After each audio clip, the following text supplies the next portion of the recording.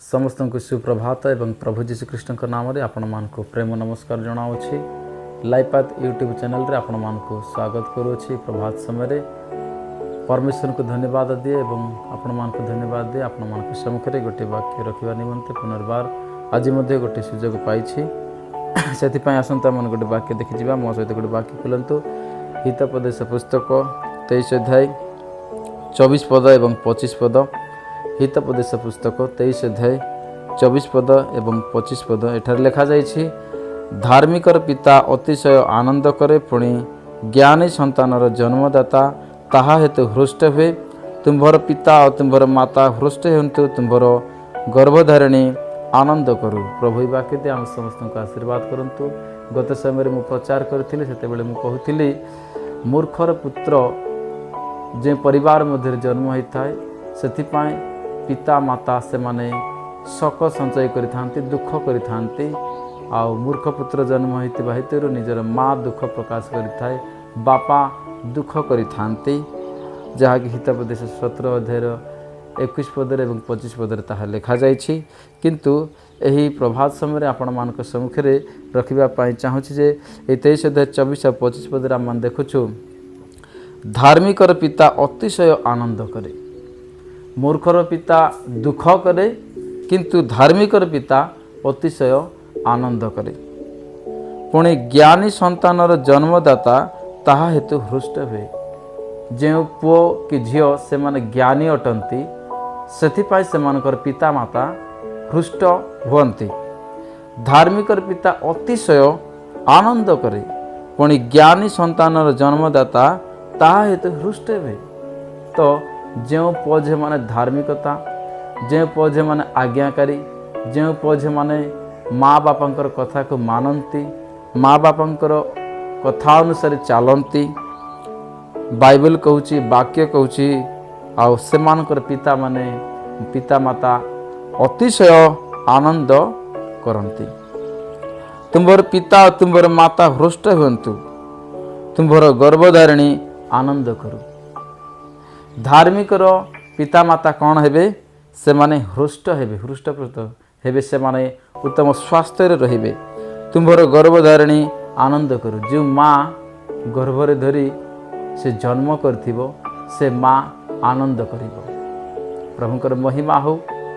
धार्मिकर पिता धार्मिकर माता सेमानकर उत्तम ज्ञान पाई ज्ञानी संतानर जन्मदाता धार्मिकर पिता एवं माता से माने आनंद करिबे, अतिशय आनंद करिबे। गर्भधारिणी आनंद करू। धार्मिकर पिता अतिशय आनंद करे। तो आपण मान को मु कहबा पई चाहे, आपण माने धार्मिक कि आपण माने निजर पिता माता को सम्मान करुछन्ते कि आपण माने निजर पिता मातांकर सेवा करुछन्ते कि आपण माने निजर पिता मातांकर आज्ञाकारी अटंती कि? कारण बाइबल कहूची, ए वाक्य कहूची, धार्मिकर पिता अतिशय आनंद करे, आउ गर्भधारिणी माता से अतिशय से मध्य आनंद करती। मूर्खर पिता माता से माने दुख प्रकाश करती, किंतु धार्मिकर पिता ज्ञानी संतानर जन्मदाता आउ माँ से माने आनंद करती। तेबे आपण मान को मु कहबा पई चाहे, आमे समस्ते अपना पिता मातांकर सेवा करिबा, पिता मातांकर सम्मान देबा, पिता मातांकर जेकोसी कार्य से माने कहती, उपदेश दियंती, ताहा माने मानिबा, आज्ञाकारी हेबा, तद्वारा माने आशीर्वाद प्राप्त हो पारिबा। आम माने जानिछु बाइबल लिखित होइतिबा पुस्तक प्रथम सामुएल रे 1 अध्याय देखुछु, हाना जड़े माँ जे कि दुखरे थाई प्रार्थना करुथिले, बंध्या अवस्था थिले, किंतु प्रभु सठिक समय तांको गर्भरे एक प्रकार गोटे पुत्र देले, तांको ना होछि सामुएल। सामुएल जन्म हेले, सामुएल से बड़ हे, युवा हे, भिंडिया हे, प्रभुंकर सेवा कार्य कले। आउ से गोटे धार्मिकर संतान होइकि वृद्धि पाइले। आउ से 3 प्रकार सेवा कार्य कले। प्रथम होछि महायाजकर काम कले, द्वितीय से भविष्य वक्तार कार्य कले, तृतीय से विचार करता हेले। एहीपरि भाव से 40 वर्ष इस्राएल लोक मान ठारी थाई सेवा कार्य कले। ताहा गोटे उत्तम कार्य होइतिला।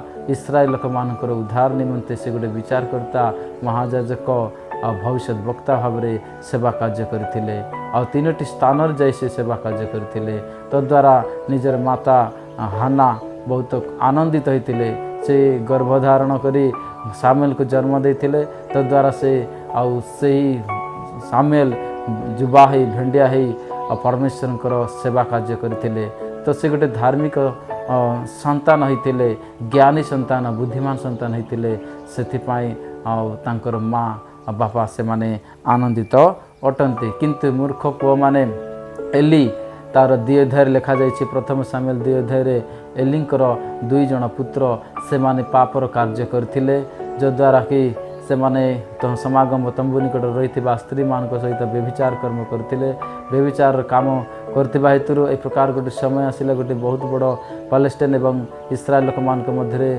महायुद्ध है बहुत बड़ युद्ध है से युद्ध रे एलिंकर 2टी पुत्र से मृत्यु है कारण से माने पाप करथिबा हेतु से मृत्यु है पुणी से संवाद युद्ध मध्य जन व्यक्ति आसी निजे बापा को आसी कहवा द्वारा से समागम तंबूर जाजक थिले एलिंकर मध्य से संवाद शुणु शुणु से मृत्युवरण कले से पछाड़ू पड़ी कचाड़ी पड़ी तांकर बेक भांगीगला तद्वारा से वृद्ध थिले अजनिया थिले अनेक वर्ष पर वृद्ध बयस से मृत्युवरण कले तले पड़ी कि तांकर बेक भांगीगला ए वाक्य आम देखुचु जे मूर्ख पुत्रंकर पितामाता दुख करती किंतु धार्मिकर पितामाता आनंदित होती। वाक्य द्वारा आम समस्त शिखा जाना जे आम मैंने धार्मिकता हेबा ज्ञानी हेबा बुद्धिमान हेबा आज्ञाकारी हेबा अपना पितामाता सेवा करवा पितामाता आज्ञावह हेबा आ आशीर्वाद ग्रहण करवा आम मैंने मूर्ख न हो आम मैंने पितामाता को आनंद करवा कारण मूर्ख